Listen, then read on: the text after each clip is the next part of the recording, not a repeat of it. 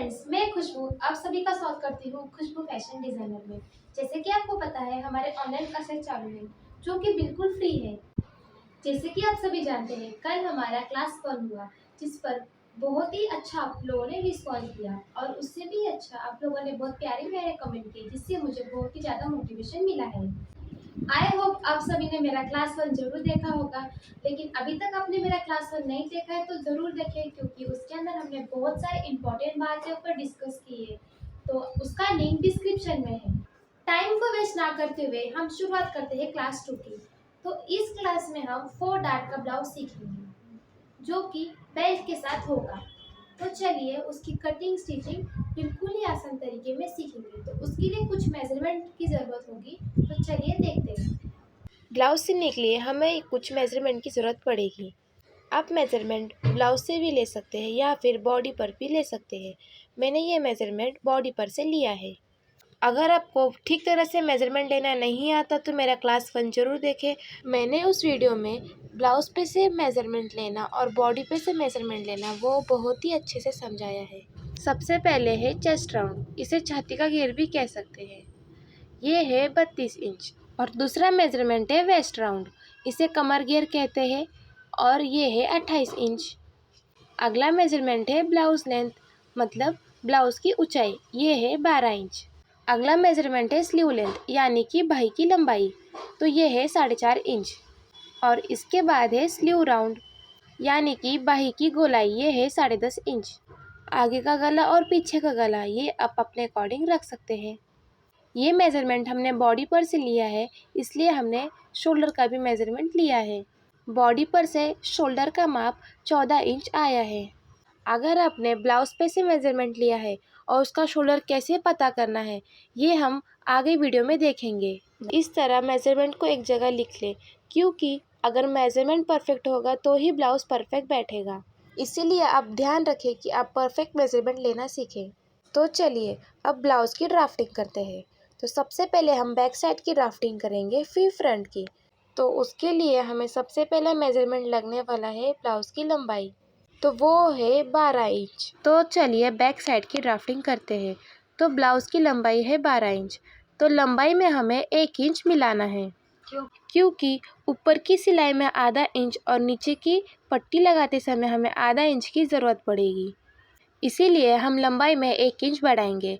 किसी भी माप का ब्लाउज सिलते समय ब्लाउज की लंबाई में 1 इंच ही बढ़ाना है। तो हम यहाँ पर 13 इंच पर मार्किंग लगाएंगे। वीडियो को लास्ट तक ज़रूर देखें, क्योंकि हमने इसमें बहुत ही छोटी छोटी बातें शेयर की है जिससे ब्लाउज में आने वाले प्रॉब्लम की सलूशन है। अब हम शोल्डर की मार्किंग करेंगे। तो हमने ये बॉडी पर से मेज़रमेंट लिया है, तो बॉडी पर से शोल्डर का मेज़रमेंट 14 इंच आया है। इसे 2 से डिवाइड करेंगे, तो 14 डिवाइड बाय 2, जिससे हमें शोल्डर का हाफ मिल जाएगा जो कि है 7 इंच। तो हम अब शोल्डर लेंगे 7 इंच। आप चाहे तो यहाँ कैलकुलेटर का भी यूज़ कर सकते हैं या फिर एक ट्रिक का भी यूज़ कर सकते हैं जिसमें कोई गणित करने की ज़रूरत नहीं। तो टेप को इस तरह मोड़ें। तो देखिए मैंने यहाँ पे 14 इंच पर रखकर मोड़ा है, तो इसका आधा आ गया 7 इंच। इसी तरह हम दूसरा भाग, चौथा भाग निकाल सकते हैं, जो कि बहुत ही आसानी से चुटकियों में निकल जाता है। अब शोल्डर की मार्किंग करें 7 इंच।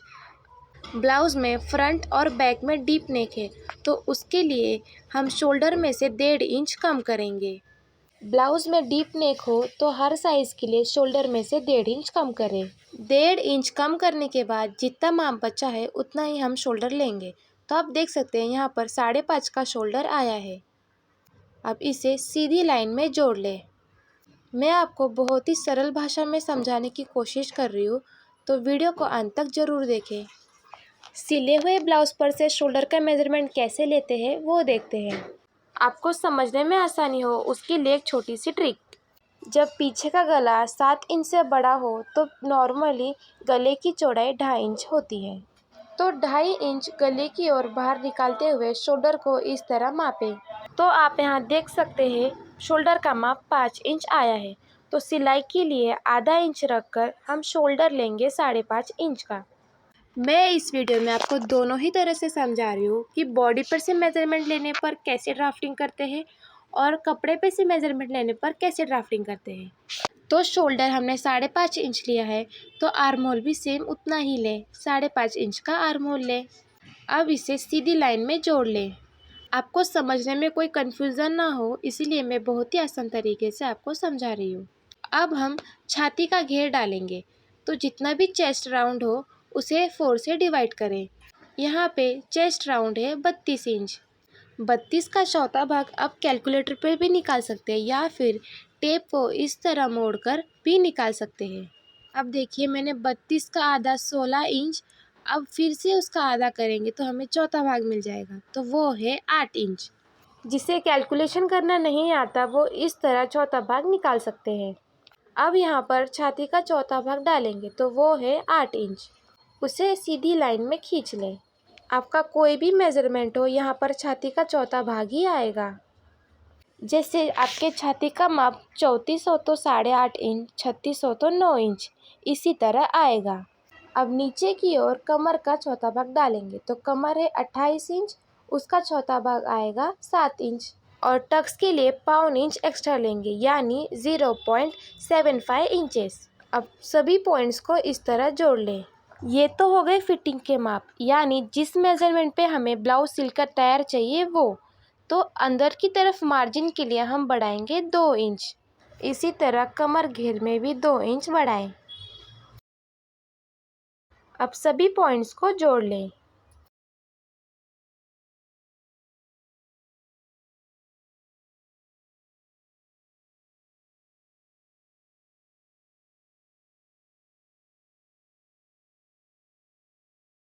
अब हम आर्म होल का शेप देंगे, तो उसके लिए कर को इस तरह रखें, लगभग 1.25 इंच ऊपर की तरफ कर को रखकर गोल आकार दें। अगर आप यहाँ पर गोल आकार डायरेक्ट दे सकते हैं तो बहुत अच्छी बात है, लेकिन जो बिगनर्स है उन्हें गोल आकार देना नहीं आता तो वो फ्रेंच कर्व यूज़ कर सकते हैं।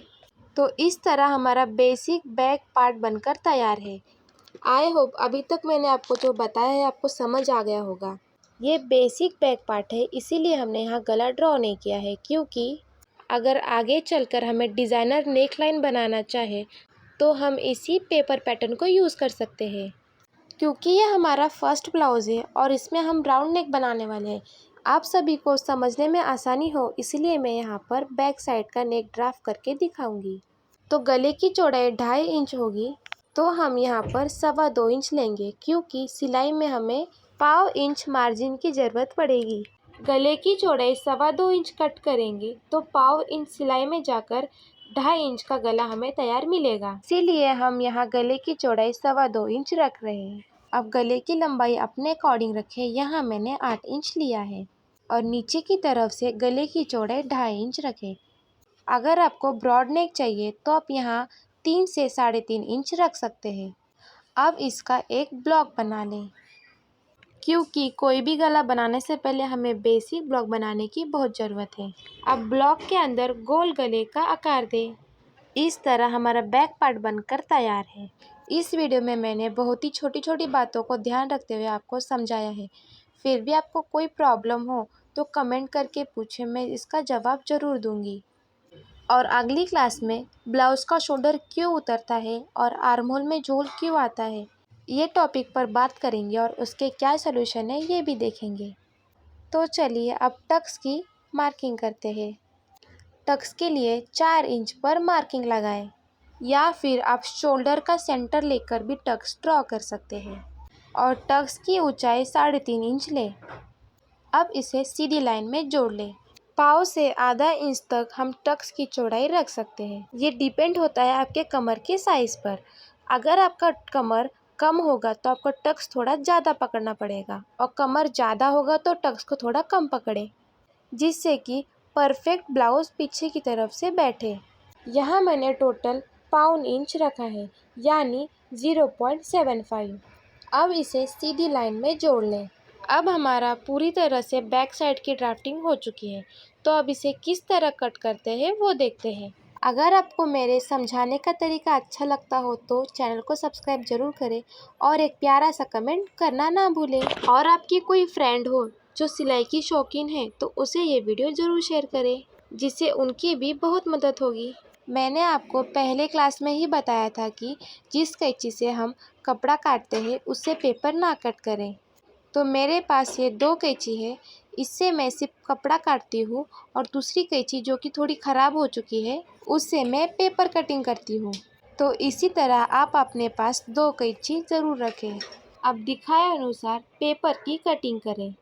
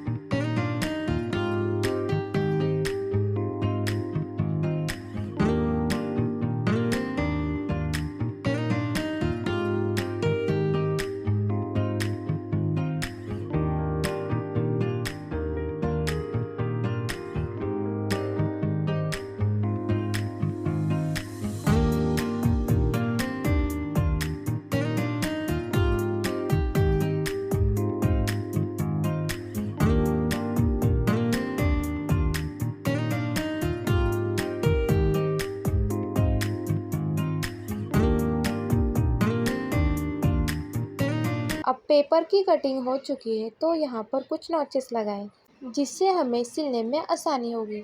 तो सबसे पहला नॉच छाती के घेर पर लगाएं, दूसरा नॉच कमर के घेर पर लगाएं और तीसरा नॉच टक्स पर लगाएं।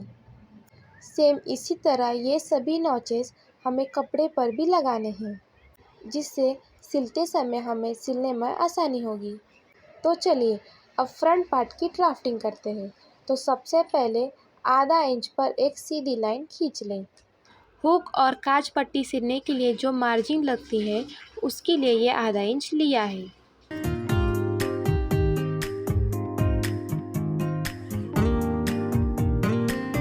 अब बैक साइड की ड्राफ्टिंग लेकर आधा इंच छोड़ते हुए आगे की तरफ इसे रखें।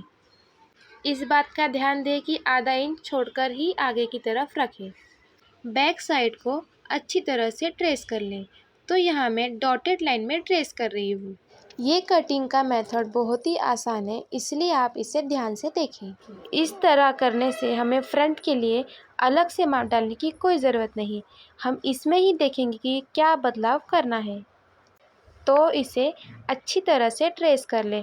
अगर आपको लगता है कि आपका बैक साइड हिल रहा है तो इसे एक पिन की सहायता से अटैच कर लें। ट्रेस करते समय हम गले को ट्रेस नहीं करेंगे।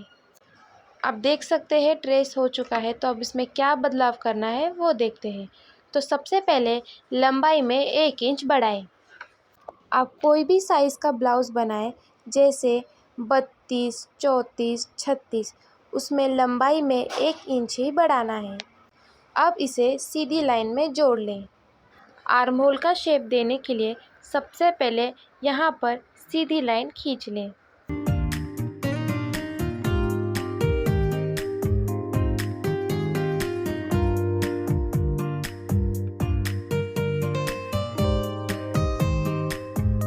सबसे पहले इस लाइन का सेंटर निकालें। तो मैंने टेप को इस तरह फोल्ड कर सेंटर निकाला है। अब अंदर की तरफ आधा इंच लें।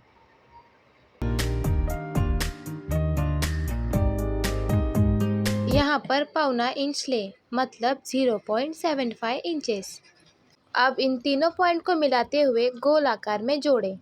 यहाँ मैं कर्व की सहायता से गोल आकार में जोड़ रही हूँ। इस तरह शेप देने से ब्लाउज़ में झोल नहीं आएगा, क्योंकि हमारे बैक साइड की चौड़ाई ज़्यादा होती है और फ्रंट साइड की कम होती है। इसीलिए हमें फ्रंट साइड में इस तरह आर्म होल में शेप देते हैं, जिससे कि ब्लाउज़ की फिटिंग बहुत ही अच्छी आती है और आर्म होल में बिल्कुल भी झोल नहीं आता। यहाँ पे जो हमने मेज़रमेंट लिया है ये हर ब्लाउज़ के लिए सेम ही आएगा, चाहे आपका साइज़ 40+ हो या फिर 28 हो, तो ये मेज़रमेंट सेम ही होगा, इसमें कोई चेंजेस नहीं है। तो चलिए अब सामने की गले की मार्किंग करते हैं। तो गले की चौड़ाई 2.25 इंच ले और गले की लंबाई अपने अकॉर्डिंग ले। तो यहाँ मैंने 6 इंच पर गला ड्रॉ किया है। हुक बटन पट्टी के लिए आधा इंच जो एक्स्ट्रा मार्जिन छोड़ा है उसे छोड़कर गले की चौड़ाई रखें। नीचे की ओर से गले की चौड़ाई 2.5 इंच रखकर एक ब्लॉक बना लें।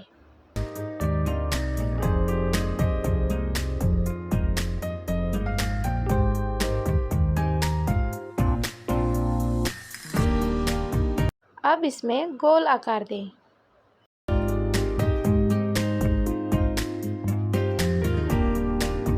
नीचे के बेल्ट के लिए 3 इंच पर मार्किंग करें। अब इसे सीधी लाइन में जोड़ लें।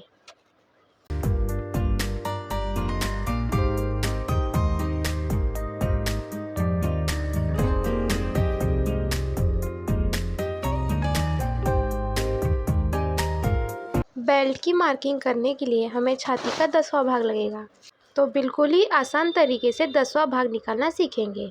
तो हमारे छाती के माप होते हैं 30, 32, 34, 36, 40। इस तरह हमारे चेस्ट के मेजरमेंट होते हैं।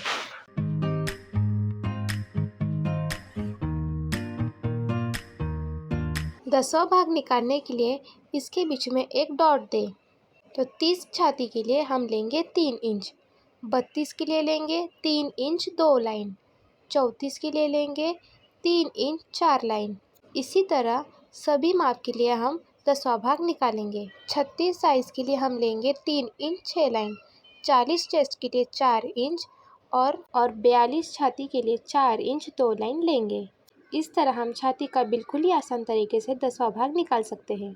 यहाँ हम 32 चेस्ट का ब्लाउज़ बना रहे तो लेंगे 3 इंच 2 लाइन और इसमें आधा इंच मिलाएंगे। पट्टी के शेप के लिए यहाँ से हम 1 इंच ऊपर की तरफ लेंगे। अब दिखाए अनुसार दोनों पॉइंट्स को इस तरह जोड़ लें। ये हमारी बेल्ट पट्टी बनकर तैयार है। इस तरह हमारे फ्रंट साइड का ड्राफ्टिंग बनकर तैयार है। तो अब इसमें टक्स कैसे देते हैं वो देखेंगे, वो भी बिल्कुल आसान तरीके से। सबसे पहला टक्स हम यहाँ से ऊपर की ओर 2 इंच लेंगे। 30 से 38 इंच तक यहाँ पर हम 2 से 2.25 इंच तक टक्स लेंगे। 40 से आगे के माप के लिए हम यहाँ पर 2.5 इंच लेंगे। हम यहाँ 32 इंच का ब्लाउज़ बना रहे इसलिए हम 2 इंच लेंगे। अब इसे सीधी लाइन में जोड़ लें। ये टक्स की चौड़ाई पूरा 1 इंच होगा, तो दोनों ओर आधा आधा इंच मार्किंग करें। हैवी चेस्ट के लिए आप यहाँ पर टोटल 1.5 इंच का भी टक्स ले सकते हैं, उससे और भी अच्छा डीप आएगा। अब इसे दिखाए अनुसार जोड़ लें। चलिए तो दूसरा टक्स कैसे लगाते हैं वो देखते हैं। दूसरे टक्स के लिए ये जो पॉइंट है इसका हाफ ले लें। सेंटर से 2 इंच आगे की तरफ लें। अब इसे सीधी लाइन में जोड़ लें। ये वाला टक्स टोटल आधा इंच का होगा।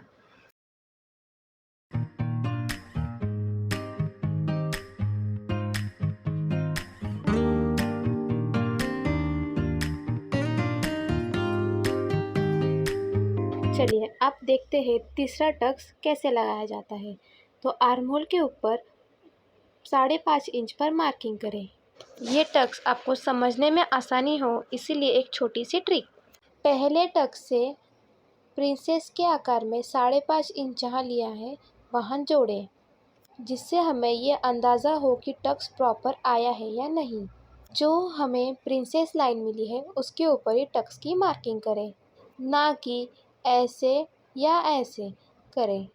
टक्स की लंबाई 2.5 इंच रखें। अब इसे सीधी लाइन में जोड़ लें और इस टक्स की चौड़ाई टोटल आधा इंच होगी। वीडियो को बिल्कुल ध्यान से देखें, एक भी पार्ट स्किप ना करें। अगर आप एक भी पार्ट मिस करेंगे तो आपको आगे का नहीं समझेगा। अब चौथे टक्स के लिए यहाँ से 1.5 इंच ऊपर की तरफ लें। ये टक्स का परफेक्ट मेजरमेंट के लिए सबसे पहले इस तरह एक सीधी लाइन खींचें।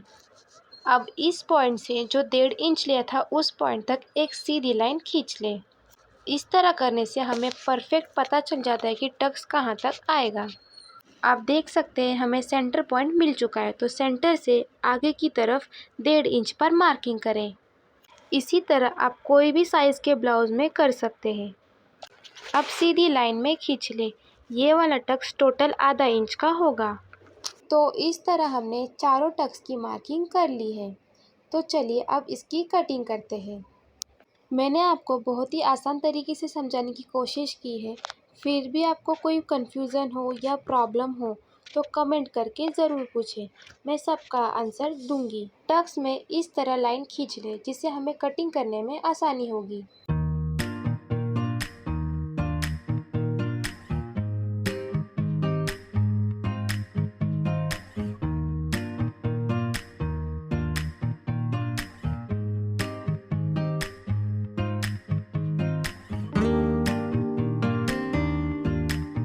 अब टक्स की मार्किंग हो चुकी है, तो चलिए कमर का मेजरमेंट चेक कर लेते हैं। तो जितना भी कमर हो उसका चौथा भाग डालें, तो ये हो गया 7 इंच। और जितनी भी टक्स की चौड़ाई है, अब यहाँ पर 1 इंच है, तो उसके आगे 1 इंच पर मार्किंग करें और मार्जिन के लिए 2 इंच। तो आप देख सकते हैं हमारा बिल्कुल परफेक्ट आया है, थोड़ा भी कम ज़्यादा नहीं हुआ है। लेकिन जब हैवी साइज़ होता है तो यहाँ से आधा से 1 इंच बाहर की तरफ माप आता है, तो उसे इस तरह क्रॉस में जॉइंट कर लें। लेकिन हमें इसकी कोई ज़रूरत नहीं है क्योंकि हमारा एकदम परफेक्ट आया है। अब मेन माप को सीधी लाइन में जोड़ लेते हैं, जिससे हमें कटिंग करने में आसानी होगी।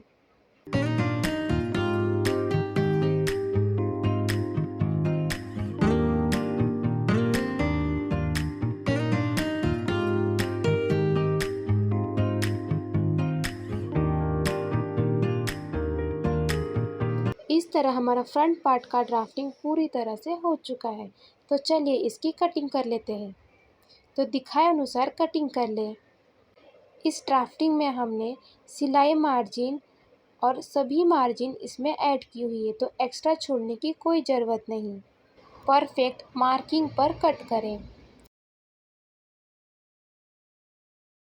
इस बात का ध्यान दें कि हमने जो हुक बटन पट्टी के लिए जो मार्जिन छोड़ी है उसे कट ना करें।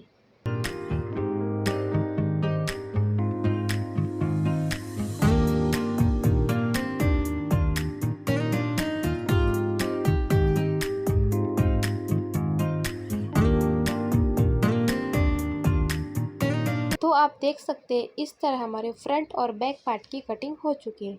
तो चलिए बाही कटिंग करना सीखेंगे। सबसे पहले बाही की लंबाई लें, तो यहाँ मेरी 4.5 इंच है।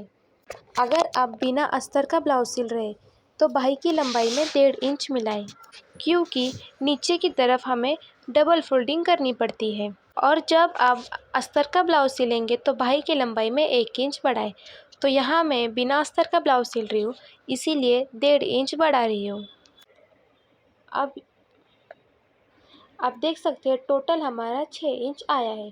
तो आगे की तरफ 6 इंच लेकर एक सीधी लाइन खींच लें। अब बाही की चौड़ाई जितना भी छाती का घेर हो उसका चौथा भाग डालें। यहाँ हमारे छाती का घेर 32 इंच है, इसीलिए मैं यहाँ 8 इंच पर मार्किंग करूँगी। अब सीधी लाइन में जोड़ लें। मैं आपको बिल्कुल ही आसान तरीके से बाही की ड्राफ्टिंग बता रही हूँ, तो ध्यान से ज़रूर देखें। आप देख सकते हैं यहाँ का कपड़ा हम सिलते समय फोल्ड करेंगे। बाही को 3 इंच पर हम डाउन करेंगे, उसके आगे 1.5 इंच और ऊपर की तरफ से भी 1.5 इंच पर मार्किंग करें। सभी साइज़ के लिए यही मेजरमेंट्स होंगे, इसमें कोई भी चेंजेस नहीं है।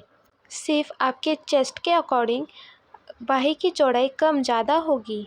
जैसे 32 के लिए 8 इंच, 34 के लिए 8.5 इंच, 36 के लिए 9 इंच, इस तरह चेंजेस होंगे। अब इस लाइन का सेंटर निकालें। तो मैं यहाँ पर इस तरह टेप को फोल्ड करके सेंटर निकाल रही हूँ। अब बाही का आकार देने के लिए ऊपर की तरफ आधा इंच और नीचे के लिए 1/4 इंच लेंगे। मतलब ऊपर की तरफ 0.50 और नीचे की तरफ 0.25 इंचेस लेंगे। अब ऊपर की तरफ बाही का आकार दें।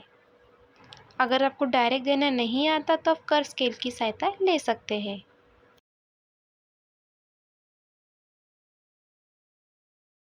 ये तो हो गया बाही का आकार, लेकिन हमें फ्रंट साइड में बाही में डीप कटिंग करनी पड़ती है, तो उसके लिए दिखाए अनुसार शेप दें। अब हम बाही की गोलाई का माप डालेंगे, तो जितनी भी हो उसका आधा ले। तो यहाँ मैंने 5 इंच और उसके आगे 2 इंच मार्जिन का बढ़ाया है। अब इसे इस तरह जोड़ लें। तो आप देख सकते हैं हमारी बेसिक स्लीव्स की ड्राफ्टिंग हो चुकी है। अगर इसमें आपको कोई भी कन्फ्यूज़न हो तो कमेंट में ज़रूर पूछें। दिखाए अनुसार बाही की कटिंग कर लें।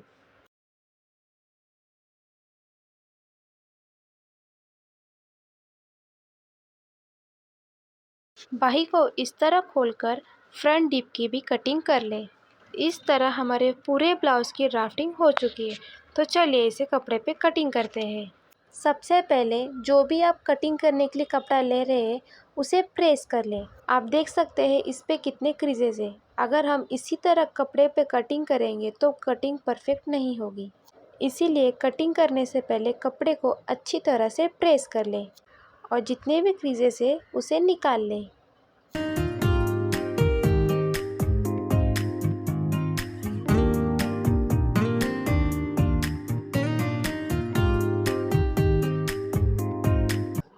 तो चलिए अब पीस पर पेपर पैटर्न एडजस्ट करते हैं। जो बैक साइड का पार्ट है उसे हमें बंद कपड़े में कट करना है। तो आप देख सकते हैं कपड़े में यहाँ बंद घड़ी है तो बैक साइड हम यहाँ ही काटेंगे। तो पेपर पैटर्न को अच्छी तरह से एडजस्ट कर लें। पेपर ना हिले इसीलिए हम इस तरह के पिन यूज़ करेंगे। तो अच्छी तरह से पिन लगा लें जिससे कटिंग करते समय ये पैटर्न हिले ना। बिगनर्स पिन लगा के ही कटिंग करें क्योंकि इस तरह कटिंग करने से बहुत सी गलतियां होने से पहले बच जाती है। अब पेपर पैटर्न के किनारे चॉक की मदद से ड्रॉ कर लें।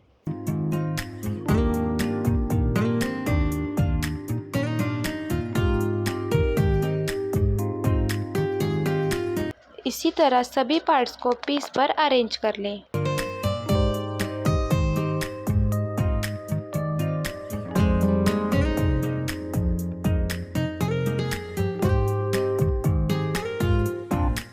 सभी पार्ट्स को चॉक से मार्किंग कर लें।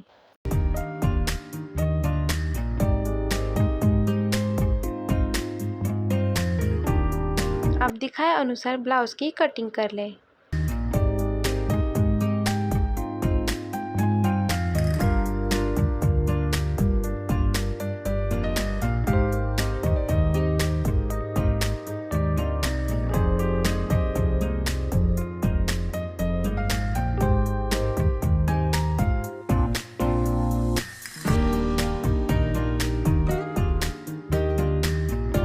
नीचे वाले बेल्ट को हमें डबल कट करना है क्योंकि ये बिना अस्तर का ब्लाउज़ है।